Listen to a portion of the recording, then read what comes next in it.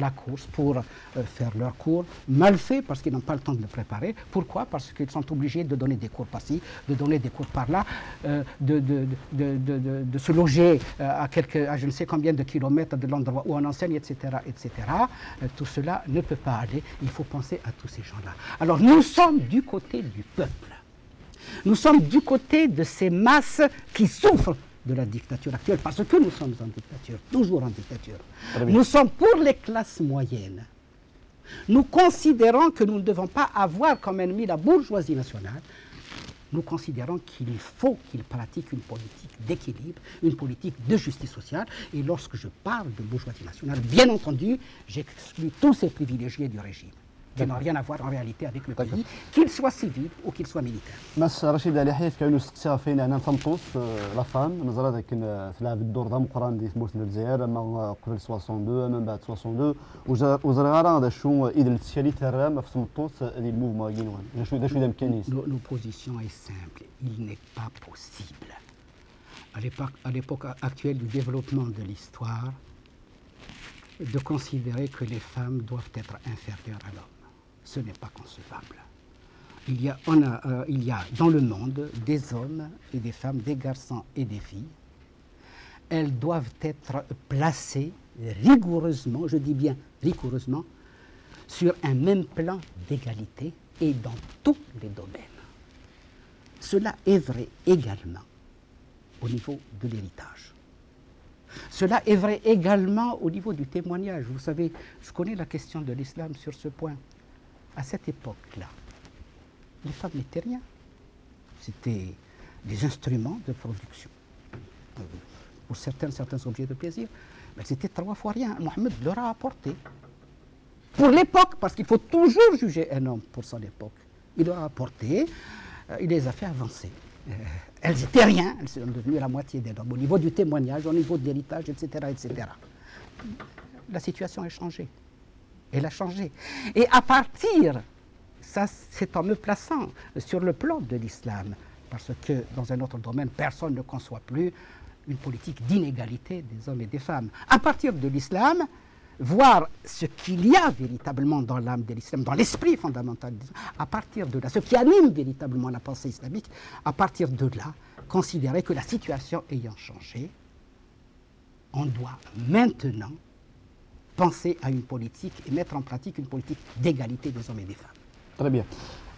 متر رشيد علي حيا دو ثوري كانت تمثال احتكاكي سقسينا فين يضروا الناس بسكا دي ثمورت من الجزائر باسكو نبغى نزرع رايك العقليه ليك اما داكشي نستيما ديك العقليه وكيف راكي نون لو راف لو راسومبلمون بور لاجيري الجيريان فيدرال نزرا داك ثقراكي ثمورت القبايل ديك سكاسنا كاين كورا في الدريوت نشدا لي بروبليم طاس دي ثمورت القبايل شكون كنسول فيا وقبل دور ثمورت القبايل باقي كيكونوا نستقسم فين يشدن ليكسبيريونس ديموكراتيكي ثمورت من الجزائر سي 89 راس بوساكير نادل ديك ستوكوال طاس كيفار نساتيتي دولولان طاس لي بارتي دولولان طاس الفوتي قاعدان بون لو قال لي يقارن داك يلها وين يضران لو قال لي يقارن يخوص وزاك شي دا شو يضريك في ليكسبيريونس كي ديموكراتيك. Vous savez, personnellement, j'ai toujours considéré que l'Algérie vit sous le régime de la dictature. Avec Ben Bella, avec Boumedienne et même par la suite, eh bien, c'était un régime dictatorial avoué. Un seul parti, on va aux élections, on vote. Moi, je me souviens, il y a des amis qui sont venus me voir. Il y a un responsable de mon petit village de Kabylie qui est venu moi, il me dit tu sais, tu as voté. Je dis écoute, je ne suis pas en Kabylie à l'époque, là, j'étais à Alger. Il me dit non, j'ai voté quand même. On a voté quand même. Il m'a dit c'est moi qui ai voté. Pour toi, c'était l'ordre que nous avons reçu. Il faut que tout le monde vote. Vous voyez, ce n'était pas la démocratie, c'était la dictature. Puis par la suite, avec Chadli, sous la poussée de circonstances internes et externes, on a considéré qu'il fallait une certaine évolution. Mais c'est une évolution de surface, une évolution cosmétique.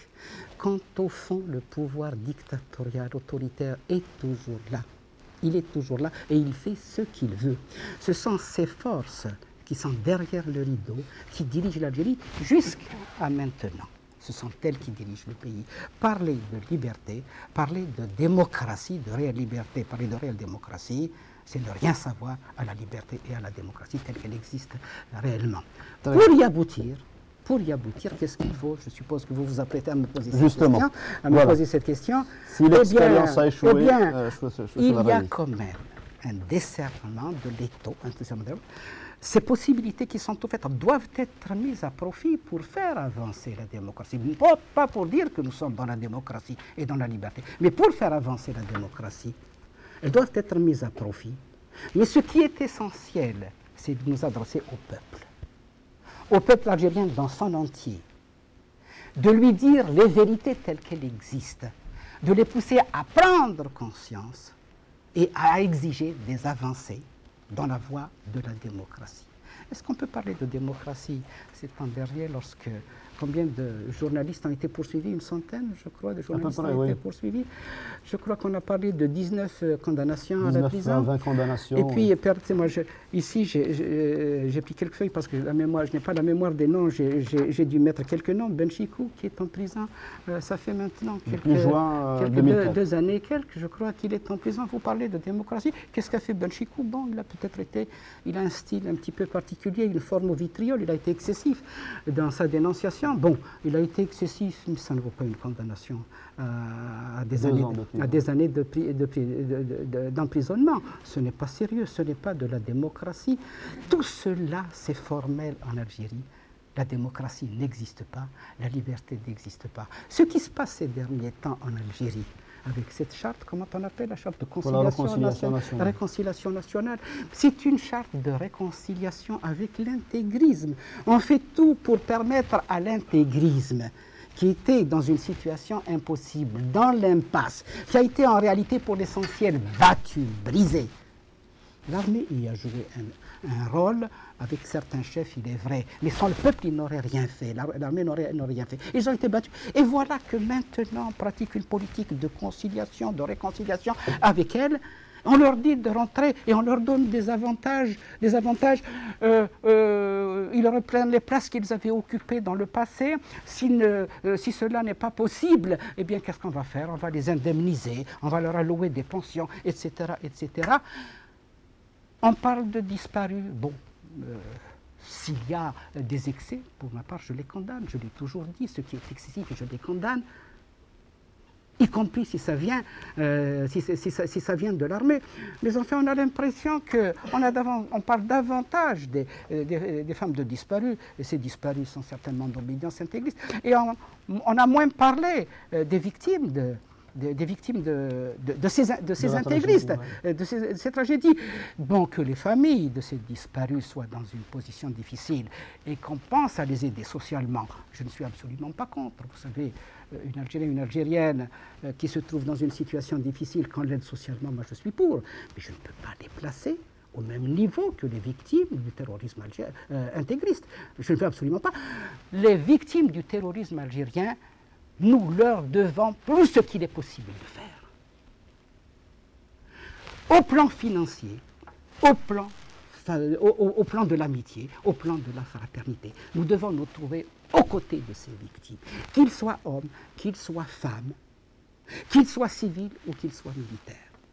Ces victimes-là, nous devons, lorsqu'on pense à elles, penser à la considération et les aider du mieux que l'on peut. Très bien.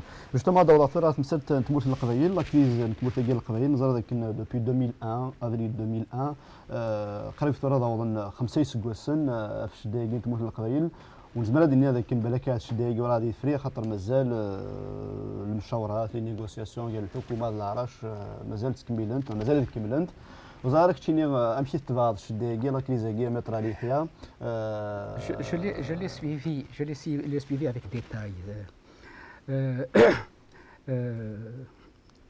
Lorsqu'on s'apprêtait à lancer ce mouvement, il y a eu cette explosion. Bon, au départ, le pouvoir pouvait y être pour quelque chose, mais en tous les cas, y introduire des éléments qui sont à lui. Mais très vite, ils ont été repris par des éléments qui sont des éléments qui ont fait un travail positif incontestable. Moi, je les ai appuyés. Je les ai appuyés. Même j'ai considéré que Ça devait être notre tâche première. Simplement, individualiser, je ne les ai pas individualisés. J'ai appelé